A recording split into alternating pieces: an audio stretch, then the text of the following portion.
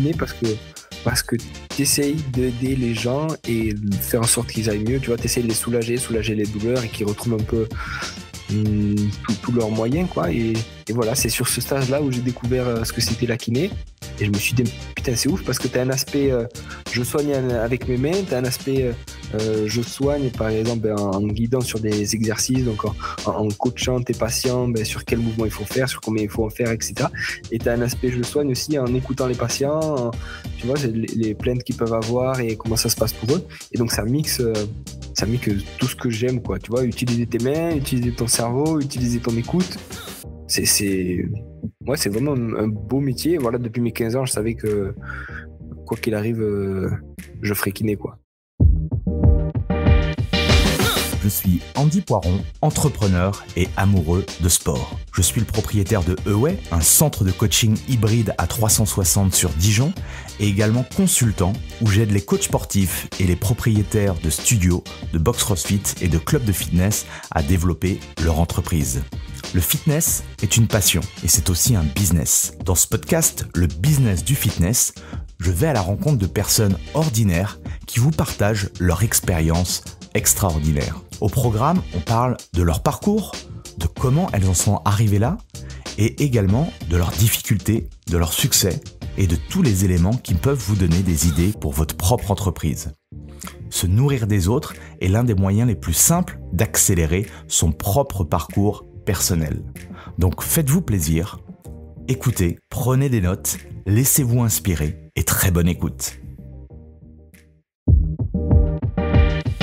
Dans l'épisode du jour, j'ai le plaisir d'inviter Julien Astourik, physiothérapeute et podcasteur d'Objectif Performance. On a parlé de plein de choses avec Julien. Sa passion de la kinésithérapie, la vie d'un kinésithérapeute libéral en France, les démarches fastidieuses pour aller travailler en Suisse, les bénéfices d'avoir son propre podcast et encore beaucoup d'autres choses.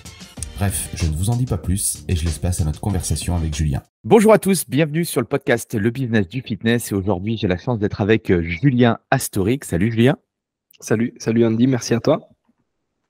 Merci, j'ai vu que tu faisais plein de choses intéressantes, physiothérapeute, préparateur physique, tu avais également un podcast Objectif Performance. Donc j'avais envie de t'inviter, que tu nous partages un petit peu ton expérience. Juste avant de rentrer dans ta tête et dans le vif du sujet, est-ce que tu pourrais déjà te présenter pour ceux qui ne te connaissent pas? Ouais, avec plaisir. Alors, donc, je m'appelle Julien Astourik, je suis physiothérapeute à l'hôpital de la Tour à Genève, je suis aussi préparateur physique. Comme tu l'as dit, j'ai le podcast Objectif Performance depuis un peu plus de 3 ans maintenant. Et après, voilà, je suis on va dire, papa de 2 enfants en bas âge, qui me prend aussi beaucoup de temps. Et après, je suis, on va dire, un passionné de sport et de performance, où qu'elle soit. Ok. Et tes enfants, quel âge? 4 ans et demi et 1 et demi. Ah, ok. Bon, moi, c'est 3 et demi et 6 semaines, tu vois. 6 semaines, bravo, félicitations, Ouais, c'est énorme. ouais, c'est cool. C'est Non, génial, c'est chouette. c'est génial. C'est chouette. T'as garçon et fille? Et non, j'ai fait 2 gars. Enfin, 2 la gars? maman a C'est fait cool. 2 petits gars. Ouais, non, c'est chouette. C'est C'est trop vraiment bien. top. Bon, tu vois, on va parler de fitness et tout, mais le fait d'être papa et déjà papa une fois et papa 2 fois, tu vois, ça rajoute une tonne quand même de taf et ta vie, elle bascule quand même, tu vois, parce que tu peux Il plus. y a plein de choses en fait qui se C'est ouf. passent. Forcément au niveau de ton organisation, ça c'est une Mm, chose, mm, mais en tout cas pour moi, au niveau mindset, au niveau priorité, au niveau de ouais, tout un tas de priorité. choses, ça change énormément, effectivement. Ouais, Mais c'est on clair. aura l'occasion peut-être d'en discuter. Ouais, avec plaisir. J'ai plein de choses à te demander. Déjà, comment tu as atterri? Du coup, moi, ça m'intéresse. C'était qui le Julien Petit, sportif ou intéressé par la médecine? Enfin, voilà, comment tu es Ouais. arrivé là, du coup? Donc nous, on est 3 garçons. Ma mère Ouais, et mes parents ont eu 3 garçons. Moi, je suis l'aîné, je suis le premier. Donc j'ai grandi entre Aix-en-Provence et Marseille. Je suis né à Aix-en-Provence, donc je suis ça va comme région. Ouais, c'est génial, c'est génial. Donc je suis, on va dire, méditerranéen et fier et très heureux d'avoir grandi là-bas au soleil, quoi. Et j'aimais beaucoup le sport. J'aimais beaucoup le sport. On a fait longtemps du judo avec mon mon frère cadet Romain.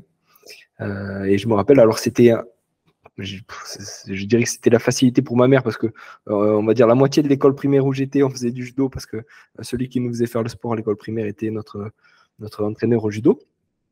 Et du coup, on se retrouvait tous là-bas, on était tous une bande de potes à aller au judo. Donc, j'ai fait du judo, je crois, de 4 ans jusqu'à peut-être 12 ans. Après, j'ai arrêté, je voulais faire du rugby, donc je me suis mis au rugby.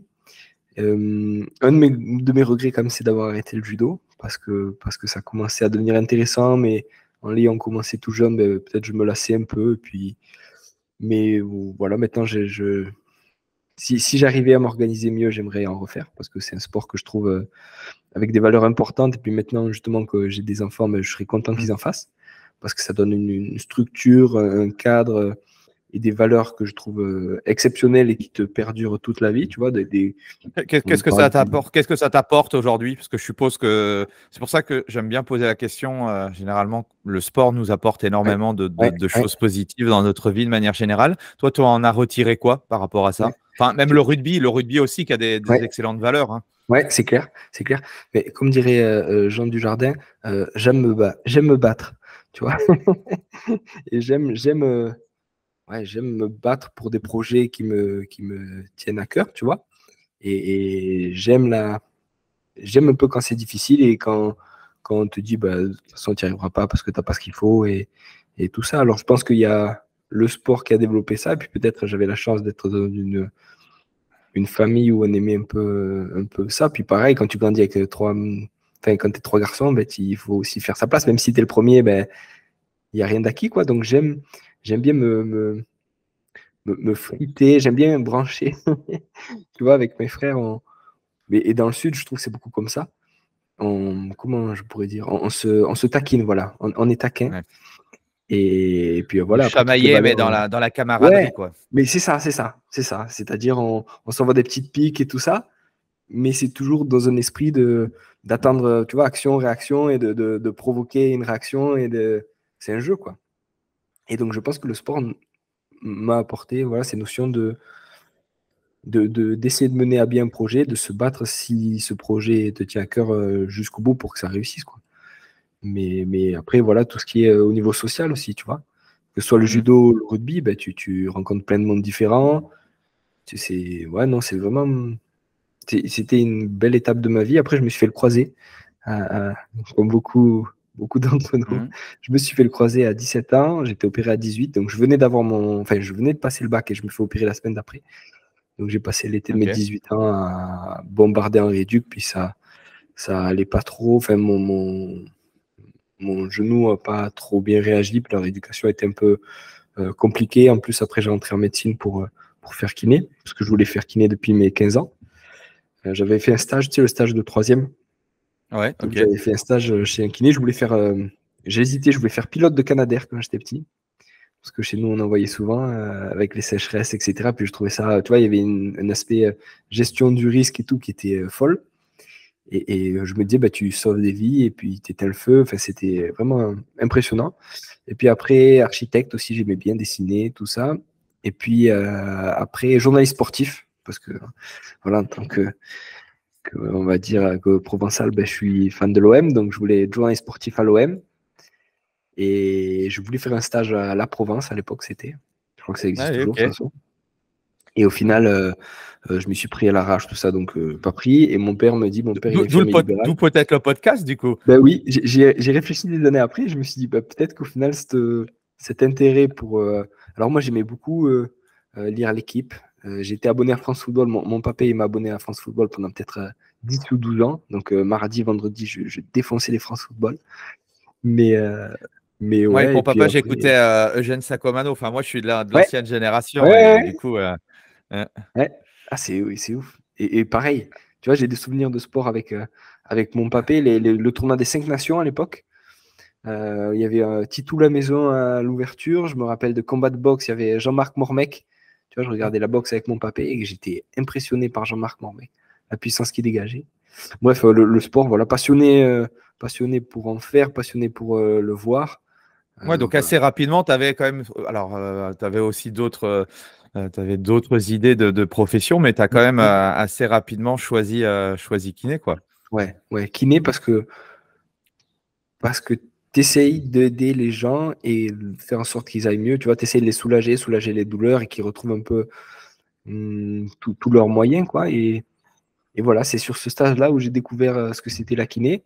Et je me suis dit, putain, c'est ouf parce que tu as un aspect, je soigne avec mes mains, tu as un aspect, je soigne, par exemple, en guidant sur des exercices, donc en coachant tes patients sur quel mouvement il faut faire, sur combien il faut en faire, etc. Et tu as un aspect, je le soigne aussi en écoutant les patients, tu vois, c'est les plaintes qu'ils peuvent avoir et comment ça se passe pour eux. Et donc, ça mixe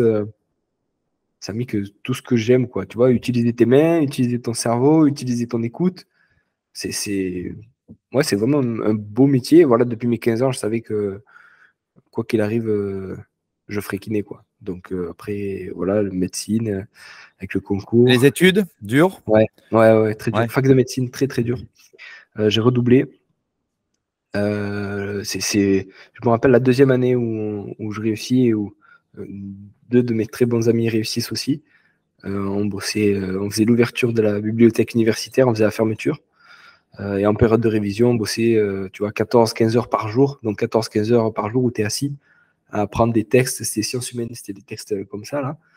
60 textes par cœur pour que le jour du concours, il tire au sort de texte et tu recraches bêtement ce que tu as ingurgité, quoi. Donc très dur. Après, on nous avait dit, et j'ai une collègue qui m'avait dit que la science humaine, ça testait notre motivation. Donc voilà, est-ce que. Jérôme Cazerolle m'avait expliqué un petit peu Ouais. le parcours et tout son parcours et tout. Et c'est vrai que Ouais. là, j'ai même appris que là, en médecine, tu n'as plus de deuxième chance, quoi. C'est-à-dire qu'au bout de la je savais même première, pas. Ouais. j'ai appris ça hier, tu vois. Et C'est là, ouf. c'est assez violent, quoi. Tu C'est bosses ouf. comme un taré et tout. Ouais. Puis du jour, enfin, c'est assez bizarre. Ouais. Bon, bref. Ouais. Nous, on avait eu deux chances. Moi, j'avais redoublé. On était plusieurs à avoir redoublé, et heureusement. Et puis, nous, on voulait kiné, on voulait pas médecine. Mais ouais, franchement, quand tu finis cette année, moi, j'aimais bien parce que. Enfin, j'aimais bien. Avec du recul, c'était une année que j'ai appréciée, même si elle était très difficile, parce que tout était millimétré. Tu vois, tout était carré. Chaque jour se ressemblait. Tu vois, moi, je me couchais, je crois que c'était. Tu t'étais mis enfin, dès que tu étais rentré en médecine, tu t'étais mis Ah ouais. ce truc où, voilà ce qui va se passer cette année, quoi. Ah En ouais. mode, ouais.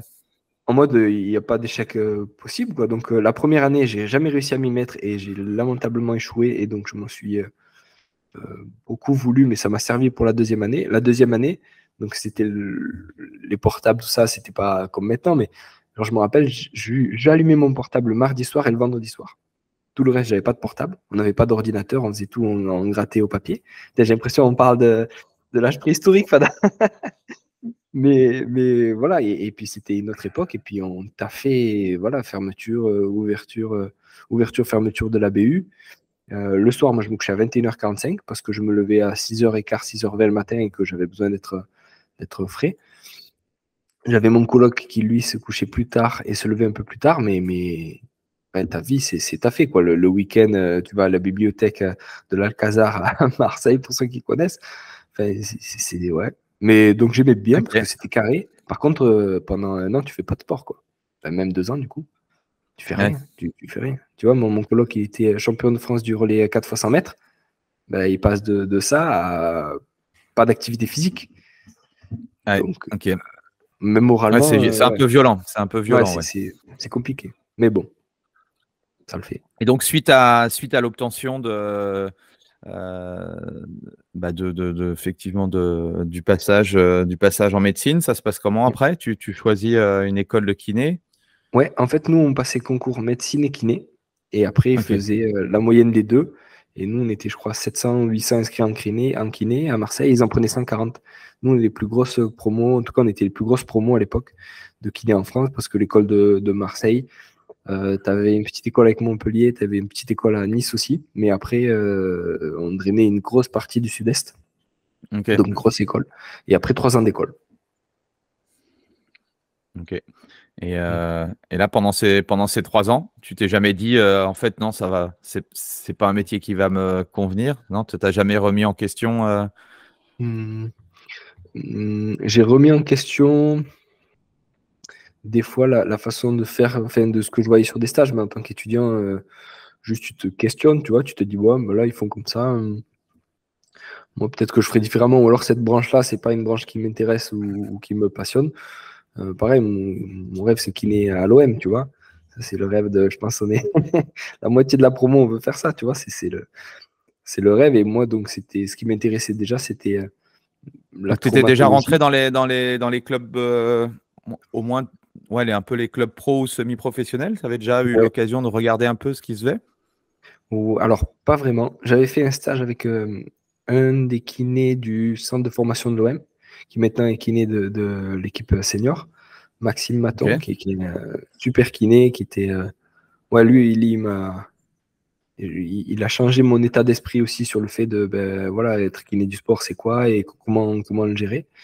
Donc, j'avais fait un stage avec lui. Il y avait aussi, dans le même cabinet, il y avait un autre kiné qui s'occupait du Stade Phocéen à l'époque. C'était l'équipe de rugby Marseille qui était en Fédéral 1. Là où John Alomou avait joué quelques mois aussi.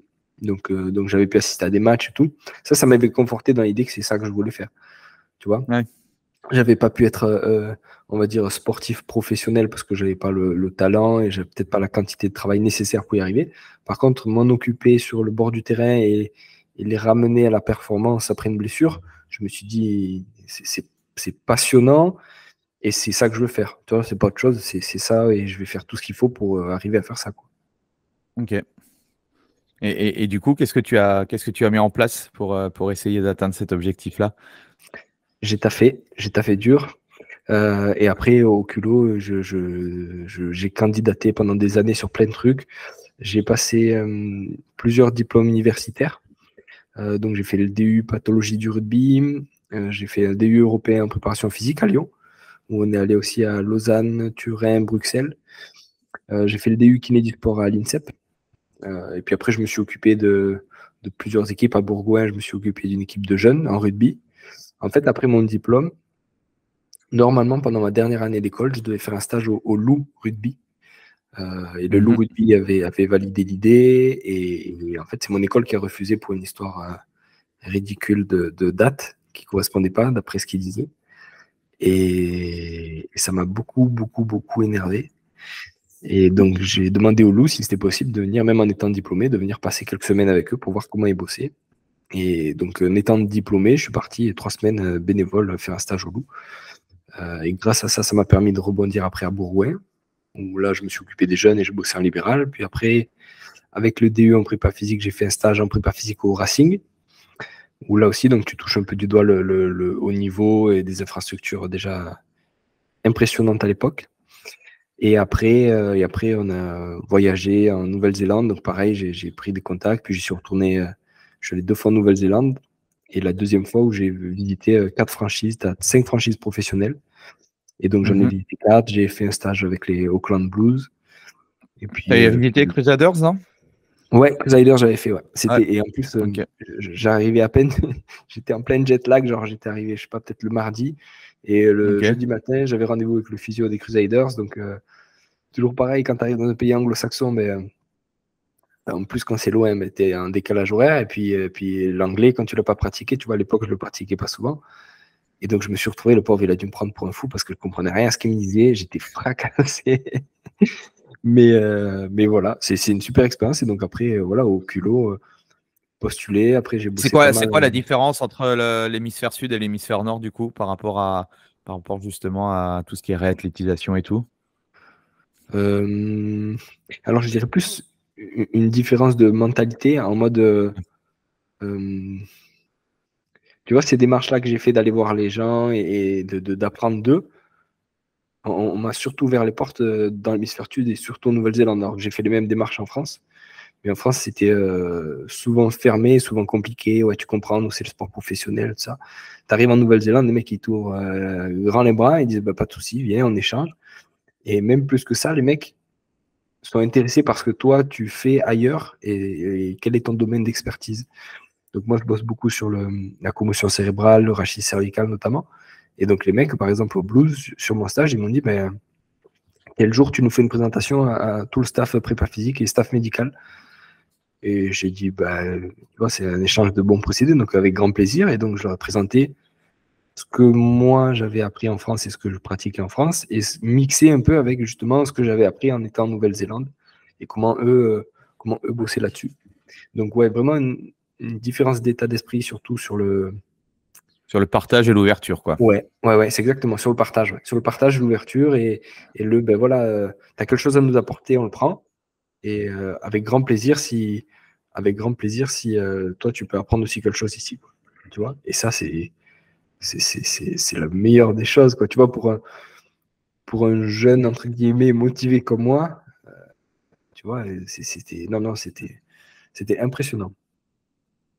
Excellent. Ouais, c'est souvent ce qui manque et ça pêche un peu, que ce soit dans tous les domaines chez nous. C'est toujours, on a toujours l'impression qu'on va nous piquer les idées, tu vois. Et c'est un peu, c'est le problème, ouais. C'est un peu le problème. Alors que tu peux complètement t'associer avec ces personnes-là ou ça peut complètement te permettre d'apprendre autre chose, tu vois, et de voir différemment et tout ça. Et c'est ce que j'expliquais notamment en Nouvelle-Zélande, c'est que la France, alors tu vois, la Nouvelle-Zélande voit on va dire les pays européens comme des vieux pays avec de la tradition et pour eux c'est quelque chose, on va dire, de valeur et ça a de la valeur. Mais moi je leur dis ouais, mais c'est aussi, vu que c'est un vieux pays, tu vois, il y a plein de choses, on va dire, qui ont déjà été faites, que du coup, ben, quand toi, tu vas vouloir faire ou mettre un coup de pied dans un fourmilière, on va te dire, ben non, c'est interdit, ça a déjà été fait, machin. Tu vois, cet état d'esprit, justement, un peu entrepreneuriat et casser les codes et faire et monter un truc ou quoi, ben, là-bas, ils te disent, vas-y, fais-le, montre-nous que tu peux le faire, si tu le fais, on t'aide. Et en France, ouais, faut faire. Alors, faut remplir le papier 24 292 à l'URSSAF, tu vois.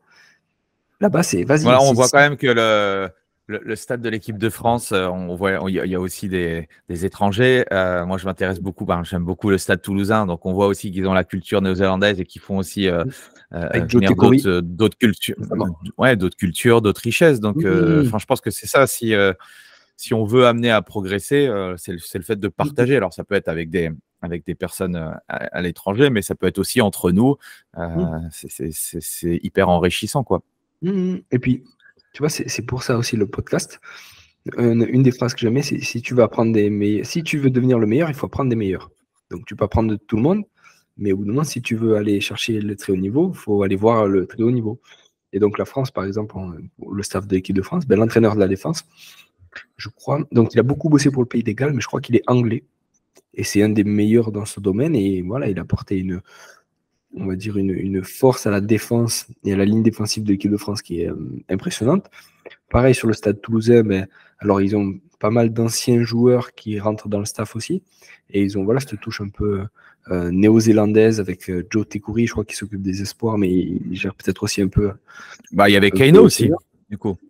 Oui, je parlais de Tekouri, mais c'est Keino, ouais. Et ben Keino, pareil, lui, je l'ai croisé au Blues. Ah, ok. C'était impressionnant, non?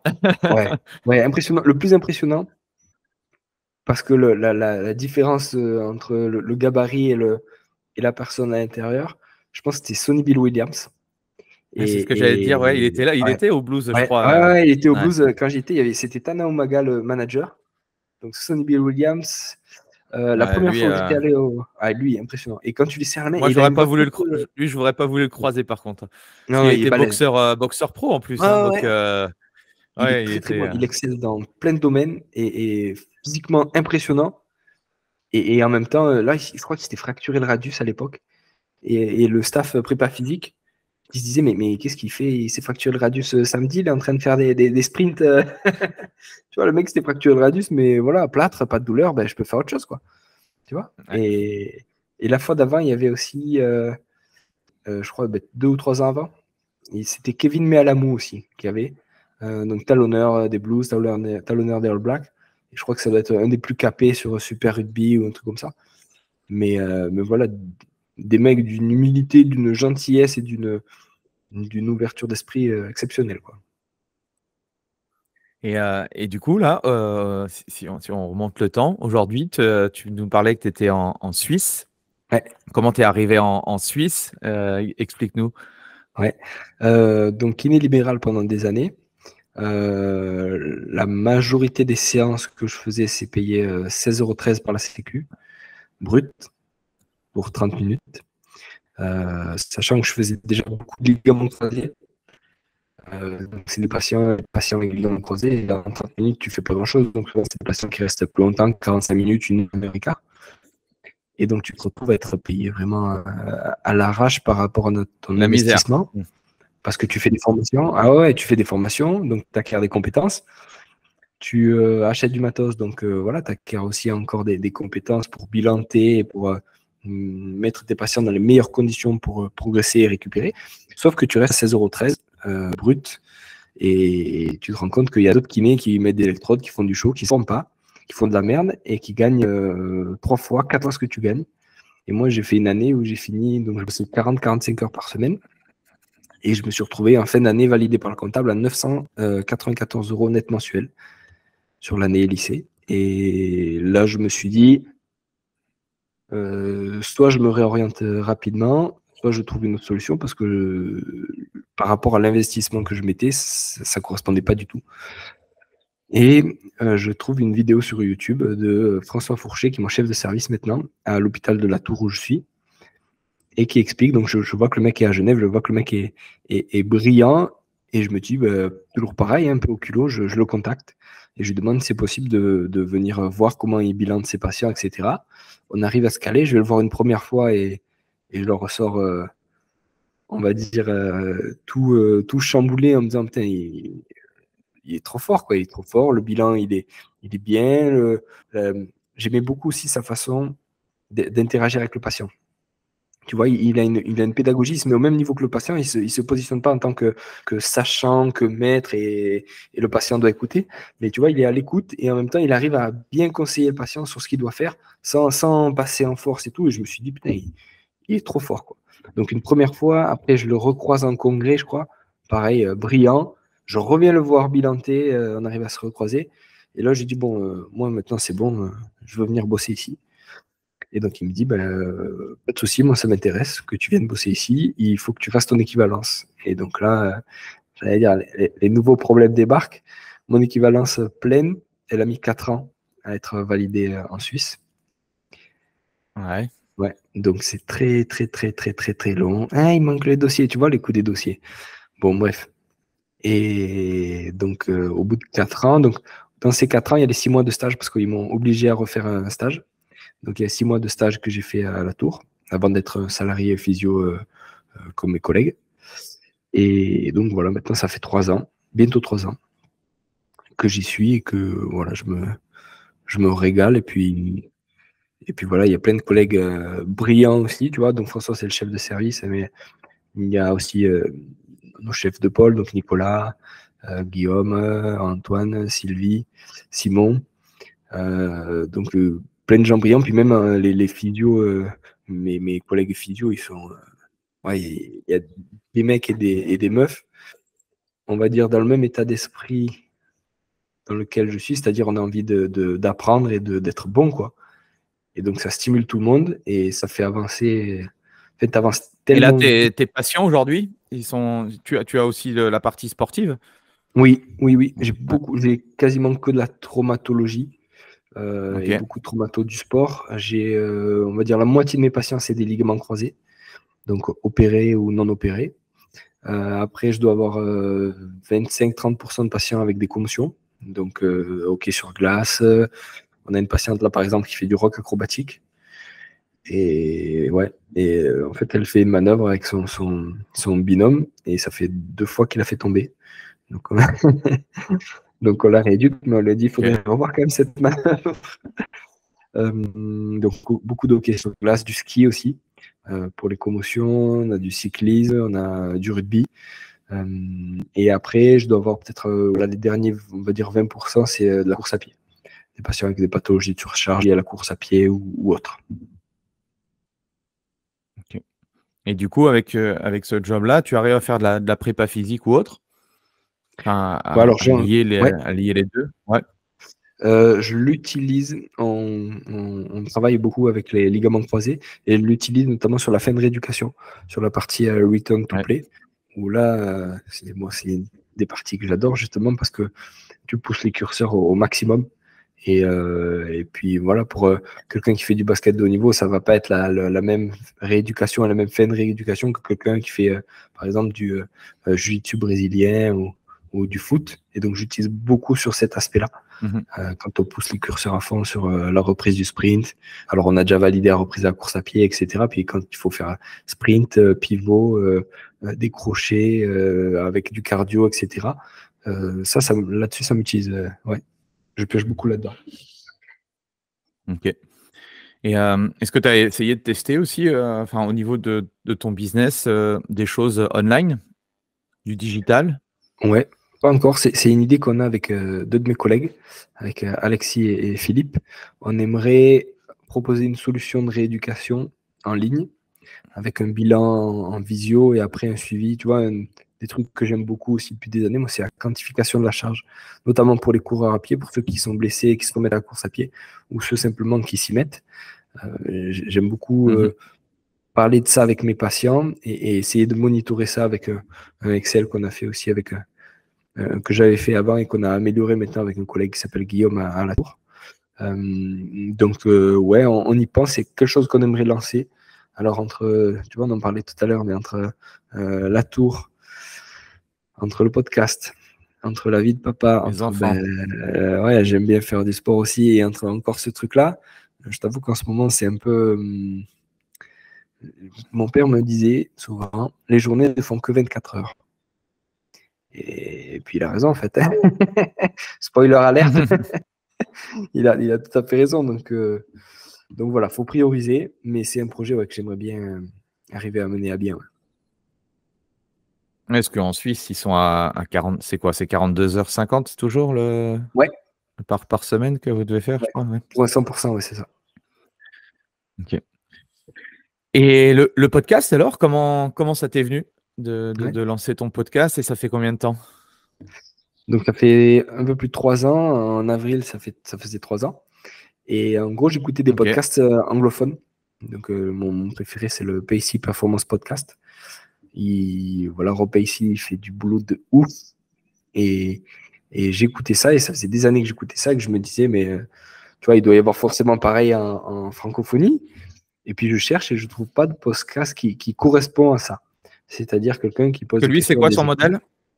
C'est en gros, Ouais, il interviewe. Alors à la base, il interviewe des experts, mais je crois qu'il a fait peut-être, je dis n'importe quoi, 400 ou 500 épisodes. Alors maintenant, c'est devenu Sportsmith. Et pareil, maintenant, tu as de la ressource sous format d'articles. Tu as des formations en ligne. Enfin, il s'est développé au maximum et c'est vraiment, vraiment de grande qualité. Alors, c'est anglais, mais c'est d'une très, très grande qualité. Sportsmith. Et donc, j'écoutais ça. Et puis, alors, en anglais, pareil, c'est toujours difficile d'écouter des podcasts. Donc, ce que je faisais, c'est que j'écoutais les personnes, les francophones que Rob Pacey interviewait. Parce que c'est toujours plus facile d'écouter, on va dire. C'est toujours plus facile d'écouter un Français parler anglais qu'un Anglais natif parler anglais, ou un Néo-Zélandais ou un Irlandais ou quoi. Et donc à partir de là, je me suis dit, voilà, est-ce qu'il y a pareil en France, en francophonie? Et je ne trouvais pas vraiment ce que je cherchais. Et puis ça m'a duré, tu vois, mais peut-être un an ou deux comme ça, me dire, ouais, est-ce que tu es légitime? Est-ce que tu vas être écouté? Machin. Puis au bout d'un moment, je me suis dit, bon, on s'en fout, je vais le faire pour moi. Et c'est ce que déjà je faisais en appelant des confrères ou en allant voir des confrères pour voir comment ils bossaient de ça. Je me dis, je vais faire la même chose, sauf que je vais enregistrer avec leur accord. Et s'ils sont OK, je balance sur Internet. Puis on voit si des gens ont les mêmes envies que moi d'écouter ces experts-là. Et puis voilà, et puis ça a bien pris. Après, j'essaye de varier les formats, de faire des hors-séries, de faire des épisodes où des experts synthétisent un article scientifique en moins de 5 minutes. Mais voilà, ça demande, tu le sais de toute façon, mais ça demande tellement, tellement de taf, un podcast, et d'être aussi régulier.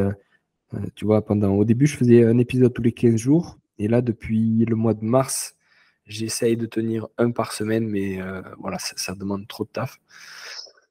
Donc voilà, c'est quelque chose que j'aime, parce que je le fais pour moi. Après, voilà, en termes de temps et de rémunération, c'est très, très, très compliqué. Donc, je réfléchis à soit arrêter et faire que pour moi, mais ça irait à l'encontre de ce que j'ai fait pendant 3 ans et de ce que j'aime faire. soit faire une partie gratuite et une partie payante. Tu vois, j'ai essayé de faire un Patreon pour que les gens s'abonnent et participent au podcast, mais ça marche pas comme je l'aimerais.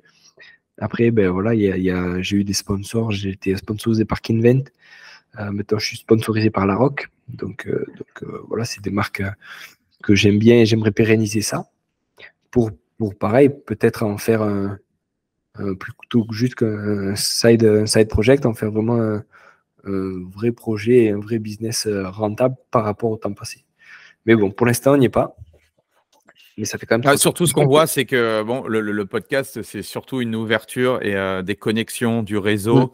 Comme tu l'as dit, alors tu peux avoir quelques sponsors, mais après, ce que je vois là par rapport à ce que tu fais, c'est développer, développer des programmes, des formations, des choses comme ça. J'avais interviewé Fred Koss ou Thomas Benayoun de Training Therapy, où ils font et il y en a, il y en a de plus en plus, que ce soit sur la partie physio, kiné. Et bien sûr dans le domaine aussi de la prépa. Donc, je pense que c'est des choses à creuser aussi pour toi par rapport à ça. C'est clair. Et pour ceux qui connaissent pas un peu l'univers du podcast, qu'est-ce que toi tu préconiserais? Est-ce que c'est encore quelque chose, est-ce que c'est intéressant qu'on soit préparateur physique ou qu'on soit personnel trainer ou dans le domaine plus médical? Est-ce que ça a un intérêt selon toi de lancer son podcast, ou quelle est ta vision de la chose?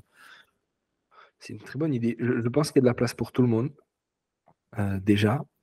Après, chacun amène, on va dire, sa touche personnelle. Tu vois, moi, ce que j'aime, c'est écouter, essayer de poser des bonnes questions et écouter les gens et rebondir.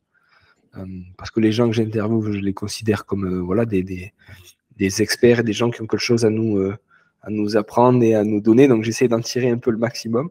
Alors, des fois, tu vois, alors tu t'arranges toujours. Moi, j'explique un peu les questions que je vais poser avant, tout ça. Et s'il y a des sujets à pas aborder, ben, on les aborde pas.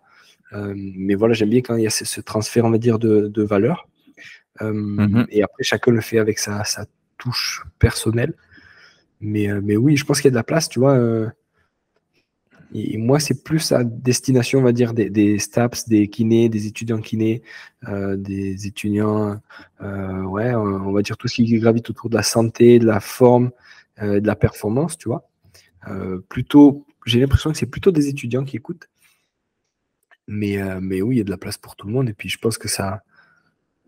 Mon but aussi, c'était justement que les kinés, que les STAPS, tout ça, on soit valorisé à notre juste valeur, tu vois. Souvent, on a l'impression, par rapport à quelqu'un qui bosse dans un bureau, sur l'informatique ou sur un truc qui paraît plus intellectuel ou plus à responsabilité, on a l'impression que les kinés, que les coachs, c'est des... comment je pourrais dire ça? Des gens qui ont moins de compétences ou moins de connaissances, tu vois. Et mon but aussi, c'était de essayer de vulgariser ces connaissances d'experts pour qu'on hausse tous notre niveau et pour dire, ben ouais, c'est pas juste ça un kiné, un coach, c'est quelqu'un qui a des compétences en anatomie, en biomécanique, en physiologie, et c'est quelque chose qui se paye aussi, tu vois. C'est-à-dire que le 16,13 € pour les kinés en France, c'est aberrant de se dire qu'en France, un pays qui avait le système de santé le plus développé du monde il y a peut-être 20-25 ans, et qui s'écroule parce qu'on traite les soignants n'importe comment. Et les soignants, je parle des kinés, c'est pareil pour les infirmières, les aides-soignants, même les médecins. Ils sont pas mieux lotis que nous, on est tous dans le même bateau. Et de se dire que c'est comme ça dans ce pays-là, ça fout un peu la haine quand même. Comment tu vois du coup le système de santé là chez nous? Enfin, tu es sorti du cadre parce que du coup, moi je connais aussi la Suisse, que j'ai travaillé en Suisse.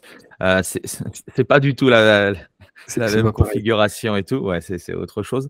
Mais je suppose que tu as encore des attaches ou que tu connais sans doute encore des professionnels en France. Mais comment tu vois la chose, toi, par rapport à ça?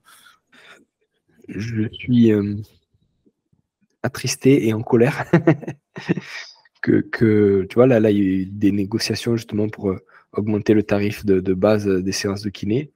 Et en fait, ils mettent c'est même pas des brindilles. Enfin, ce que la Sécu met dans la balance contre encore des restrictions d'installation, parce qu'il faut savoir que kiné libéral, t'as de libéral que le nom. Maintenant, tu peux plus t'installer où tu veux parce que tu sais, il y a des zones surdotées, machin, etc. Je savais tu pas. Peux plus, Ok. tu peux même plus t'installer où tu veux. Et en plus, ton tarif, c'est toujours le tarif sécu, donc ton tarif, il est imposé par quelqu'un d'autre. Donc, il n'y a rien de libéral. Tu vois, quand on pense à quelqu'un, tu vois, en anglais, ils disent private practice ou des trucs comme ça. Quand on pense à quelqu'un qui bosse dans le privé, ben, il s'installe un peu où il veut. C'est ça aussi le. Bah, un personal trainer, il fait ce qu'il veut. Hein. Ouais, S'il a c'est envie ça. de pricer à 120 euros, il price 120 euros. Quoi. Donc, C'est ça, oui. c'est ça. Et en France, le kiné libéral, libéral, il sert à rien du tout ce mot-là. Tu t'installes pas où tu veux. Tu as des tarifs qui sont fixés par la Sécu, alors tu signes un contrat plus ou moins avec la Sécu, tout ça, une convention. Mais ça sert à rien de dire libéral, quoi. Tu vois, Et tu peux pas faire de dépassement d'honoraires? et en théorie, tu peux pas faire de dépassement d'honoraires. En théorie, tu Ok. peux pas. Alors, comment on pourrait dire? C'est pas autorisé, mais on va dire que c'est accepté en région parisienne parce qu'ils disent les loyers, ils sous-entendent que les loyers sont voilà, plus importants. Venez vivre à Annecy, en Haute-Savoie. Les loyers, il y a des loyers, c'est des prix parisiens, et par contre, tu te fais taper sur le doigt si tu fais du dépassement, tu vois. Donc non, il y a une injustice. Aujourd'hui, tu vis à Annecy? Ouais, je Ouais. vis à côté d'Annecy pour aller travailler sur Genève. Mais il y a une injustice sur le tarif, on va dire, de rémunération des kinés. Et en plus des kinés, comme je dis, qui essayent de faire du bon boulot, qui se forment, qui achètent du matos qui coûte cher pour avoir des bilans de qualité, pour faire une rééducation de qualité, et qui sont rémunérés au lance-pierre. Et ça me. C'est très, très frustrant et très, très énervant. Tu retourneras pas travailler en France? Pas en libéral. Pas en libéral. Enfin, en tout cas, il faut jamais dire jamais. Mais pas, on va dire pas en libéral dans ces conditions, ça c'est sûr. Parce que j'estime que je vaux beaucoup plus que 16,13 € brut pour une séance. Que ça fait maintenant, tu vois, 11 ans d'exercice. Donc j'ai 3 diplômes universitaires. J'ai bossé avec plusieurs équipes de rugby à différents niveaux, avec des jeunes, avec des seniors. J'ai fait des mémoires, je participe à des congrès régulièrement. Je veux voir ce que font les autres. Ça vaut pas 16,13 € brut, quoi, tu vois. Il y a une histoire comme ça de. J'ai vu passer ça sur les réseaux. Je crois que c'est quelqu'un qui est appelé pour réparer une fuite dans un bateau ou quelque chose comme ça. Et le mec arrive, il sort son marteau, et il met un coup sur quelque part, il voit que ça marche pas, il met 2 coups à un autre endroit, bam, ça répare la fuite, tout est réglé, tout ça. Puis il envoie la facture, il dit c'est 20 000 €. Et le mec il dit attendez, vous avez utilisé un marteau, vous avez mis 3 coups dessus, c'est pas 20 000 €. Il dit ouais, mais c'est 20 000 €, mais ça fait 30 ans d'expérience derrière et des diplômes pour arriver à mettre le coup de marteau où il faut, etc. Et ben là, c'est la même chose. C'était 1 € le coup de marteau et 19 Ouais, 999 l'expérience, quoi. Bah oui, c'est ça. Et en kiné, tu vois, quelqu'un, encore une fois, qui prend 8 personnes à la fois, qui met juste des électrodes et du chaud et fait des ultrasons et que branché ou pas branché, c'est pareil, bah, il gagne beaucoup plus que quelqu'un qui se forme et qui essaye de faire des choses de qualité. Et ça, je trouve ça d'une injustice trop grande pour rester dans ce système-là. Donc voilà. Pour l'instant, pas de libéral en France prévu. Et ton rêve d'être kiné de l'Olympique de Marseille, toujours dans un coin de ta tête Oui, ou ouais, pas? toujours Ouais. dans un coin de ma tête. Toujours dans un coin de ma tête. Parce que l'OM, c'est fort. Alors, les Parisiens, mes collègues parisiens et lyonnais pourront rigoler, mais l'OM, il n'y a rien dessus. Puis, je me rappelle la première fois où je suis allé au Vélodrome. J'étais avec mon cousin et avec mon parrain et on était invités. On était en tribune présidentielle. Et je me rappelle, en fait, avoir passé le match, à regarder les mecs. C'était en novembre. Il y avait Roland Courbis à l'époque, donc ça va être peut-être en 99. Si je dis pas de bêtises, c'était OM Nantes, ça finit à 1-1. Et je me rappelle de ce match où j'ai passé le match en fait à regarder les tribunes chanter, danser, se répandre, les aux armes et tout, et de me dire mais c'est fou quoi. J'adore les stades. Tu vois, j'adore aller. J'ai fait plein de stades. Bon, en France, Nouvelle-Zélande, Japon, Irlande, j'ai fait plein de stades. Mais vraiment le seul stade où quand je monte les marches, j'ai des frissons alors que je suis un des premiers rentrés ou quoi, hein, il se passe rien. Hein, mais où vraiment j'ai des frissons de me dire putain c'est le Vélodrome. Tu vois, il se passe vraiment quelque chose. Donc, Il y a des stades en anglais ou à Liverpool, ça doit être aussi sympa. J'ai ouais, pas eu la chance encore d'y ouais. aller, mais il J'ai pas y a fait 2-3 J'ai stades fait, comme ça. ouais, j'ai fait Crystal Palace en Angleterre. Super souvenir avec une bonne ambiance aussi. Mais voilà, le Vélodrome, par sa grandeur, en plus, maintenant qu'ils l'ont couvert, ça résonne, un truc de fou. Mais ouais, kiné à l'OM, ça reste un rêve dans ma tête, dans un coin de ma tête. Après, pareil, là, avec les enfants et tout, kiné à l'OM, c'est entre guillemets un beau métier, mais en termes de pression et de charge de travail, et c'est un truc aussi où je pense que tu rigoles pas tous les jours, hein, tu vois, parce que soigner des joueurs voilà, qui sont payés plusieurs dizaines de milliers d'euros par mois, je pense, voilà, faut pas se louper, donc c'est encore un métier presque différent, et voilà, donc déjà, je progresse pour gérer la pression et l'encaisser et en faire quelque chose de positif. Et après, peut-être qu'un jour, en tout cas, je me battrai pour, mais peut-être qu'un jour mon heure viendra, et puis voilà, je l'espère, hein. Comment tu fais, toi, Julien, pour progresser, pour continuer à progresser et à t'améliorer? J'écoute des podcasts. Non, moi, j'écoute des podcasts. J'écoutais le tien et j'avais surtout découvert ce que tu faisais, il me semble, pendant le confinement. Tu vois, le confinement, on avait un peu de temps de ça, et donc je m'étais penché et j'aimais bien. Je trouvais que c'était un des seuls qui a parlé du côté business voilà, dans le fitness et tout ça. Et donc j'écoutais un peu ça, j'aimais bien.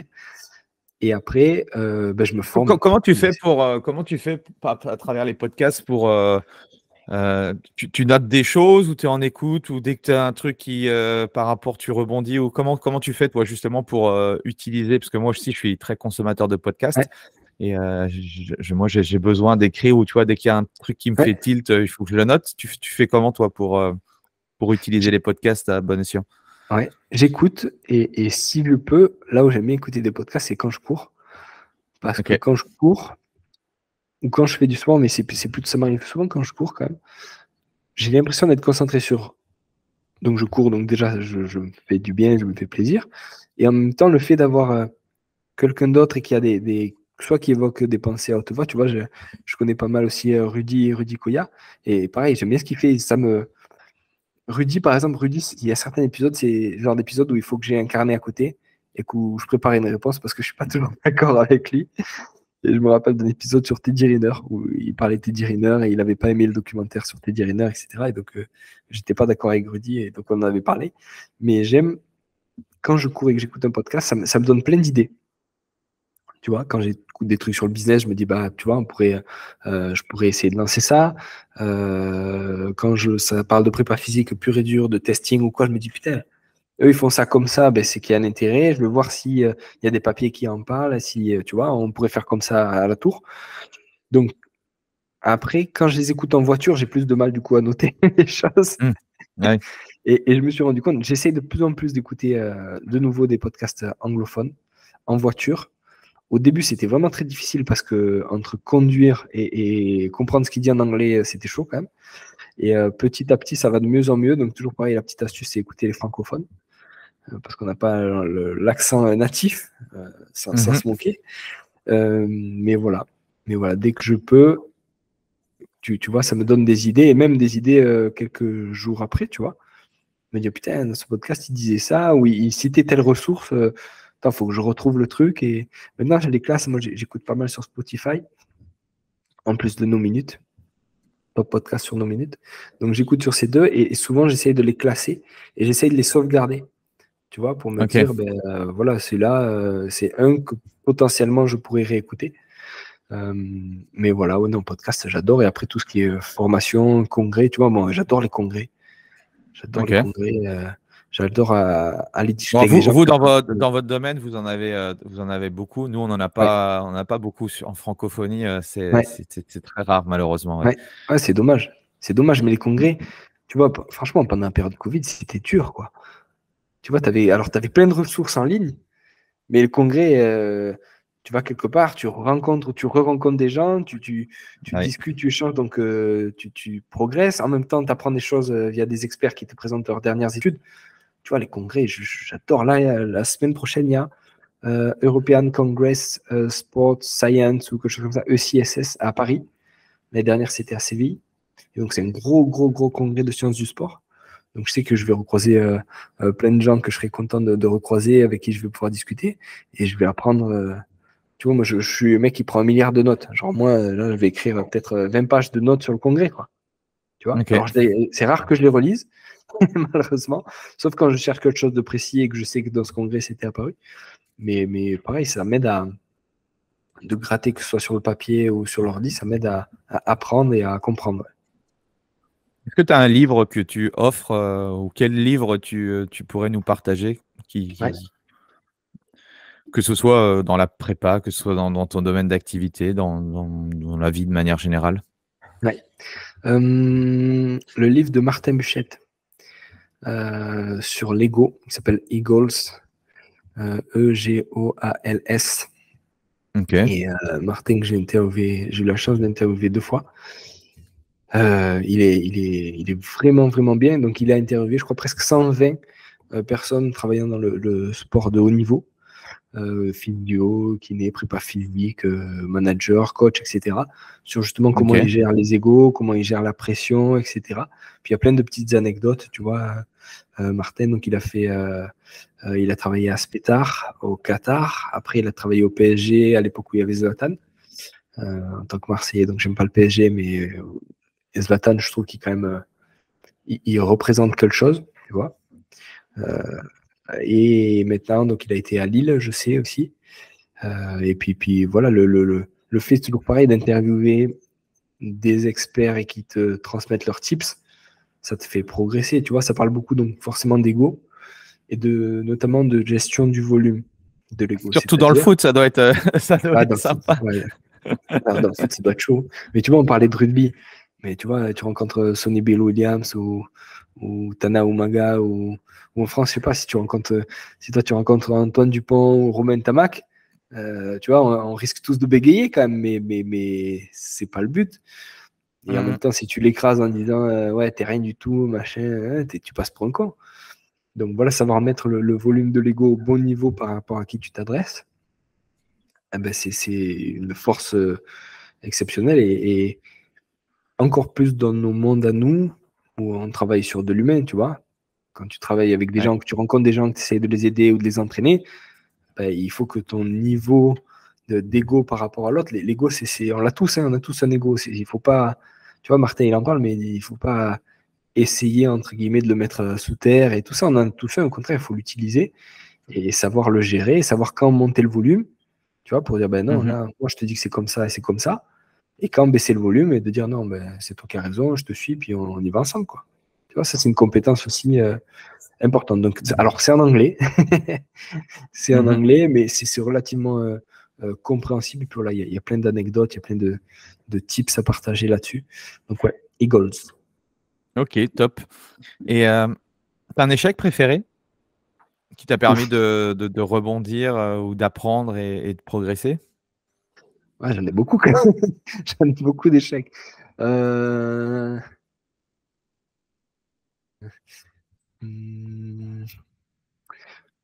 y en a 2 qui me viennent en tête quand même. Le premier, c'est la fac de médecine, la première année, le fait d'échouer et de me retrouver vraiment comme un con, avoir mes collègues avec qui j'étais en médecine qui eux sont pas loin de l'avoir et moi être le seul blaireau très très très très très loin de l'avoir. Voilà, une sensation, je me rappelle de la fin d'année, avoir la sensation d'avoir tout perdu, quoi. Perdu ton année. En plus, mes parents, ils faisaient en sorte de nous payer l'appart. Enfin, mon coloc et moi, nos parents nous payaient l'appart, donc on avait cette chance-là. T'as douté de toi, là, à ce moment-là? J'ai douté de moi. J'ai pas douté de là où j'allais finir, parce que je savais que j'allais y arriver. Mais je me suis dit, par contre, il faut pas que je refasse une année comme ça, quoi. Tu vois? Pour moi, pour les gens qui me font confiance, pour mes parents. Et je me rappelle que mes parents, donc tu sais, il y a des écuries, c'est des genres de prépa pour faire médecine. Et mes parents, ils m'avaient dit, on a mis des sous de côté si tu veux. Donc la première année, on avait l'écurie de la fac qui est la moins chère, mais celle où il y a le plus de monde. Et la deuxième année, ils m'avaient dit, on a mis un peu des sous de côté si tu veux, on te paye une meilleure écurie. Et puis je leur avais dit non, parce que maintenant je sais ce qu'il faut faire pour y arriver. Donc j'ai merdé la première année, je ne vais pas merder la deuxième année. Et puis il m'avait quand même un peu mis la pression, il m'avait dit, mais t'es sûr? Et si tu l'as pas, j'ai dit non, mais c'est bon. Tu vois, ça va passer, quoi. Ça va passer, je sais ce qu'il faut faire, ça va passer. Et donc, c'est passé. Donc, gros échec, mais qui m'a permis de savoir comment faire pour y arriver. Et après, un autre, c'est pas C'est un demi-échec, c'est l'équivalence en Suisse, qui m'a pris énormément de temps et d'énergie, où tu as l'impression vraiment que tu mets des bâtons dans les roues et que tu vois, tu es coincé en France parce que voilà, par rapport à ce que tu veux faire et à la façon dont tu travailles, ben, tu n'es payé rien du tout. Et tu te rends compte qu'en Suisse, ils te demandent des trucs du futur que personne n'a jamais fait, n'a jamais eu. Et au bout d'un moment, tu te dis. C'était quoi? C'était en ce qui concerne les diplômes ou le contenu Ah ouais, tout ok. diplôme, contenu. Et il me disait en gros que j'avais pas.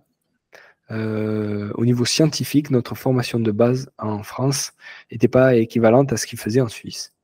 Et donc, je leur ai dit, ouais, mais j'ai passé 3 diplômes universitaires en plus, j'ai fait des mémoires, j'ai présenté à des congrès francophones.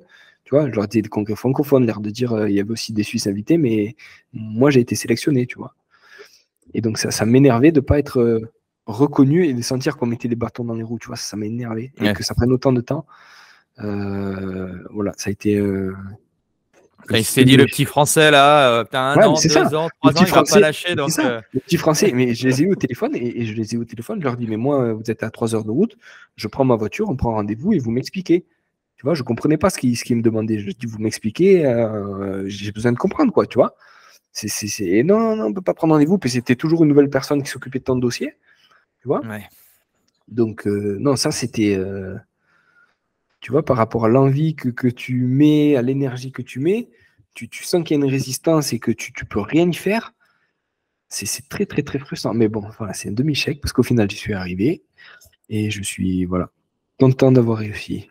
Mais l'échec, c'est en te prenant des portes dans la tronche que tu apprends le plus, quoi. Donc, généralement, si tu n'as pas d'échec, c'est que tu n'as pas fait grand-chose dans ta vie. Ouais, exactement. C'est ce que je dis, ce que je dis à ma femme et à mes enfants. Tu vois, par exemple, quand tu fais tomber un verre, tu casses un verre ou tu as une maladresse ou des trucs comme ça, je dis, mais il n'y a que ceux qui font rien qui ont rien.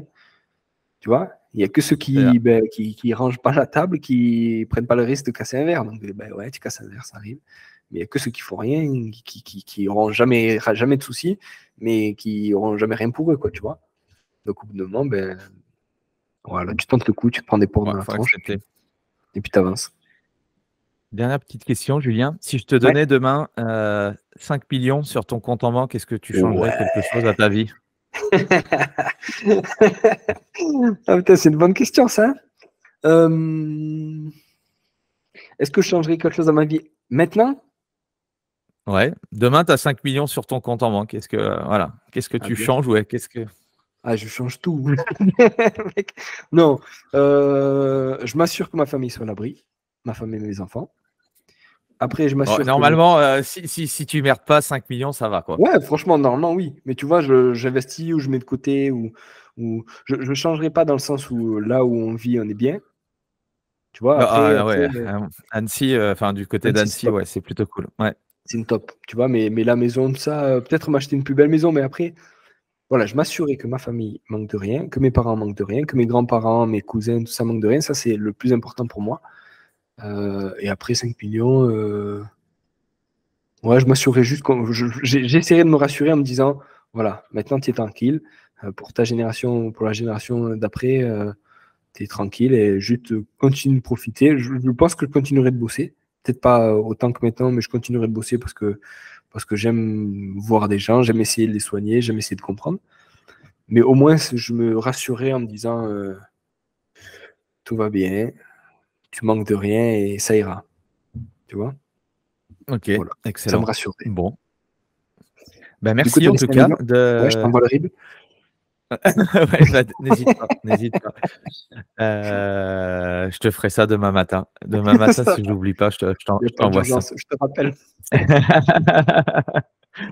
Donc, merci pour tout ce partage.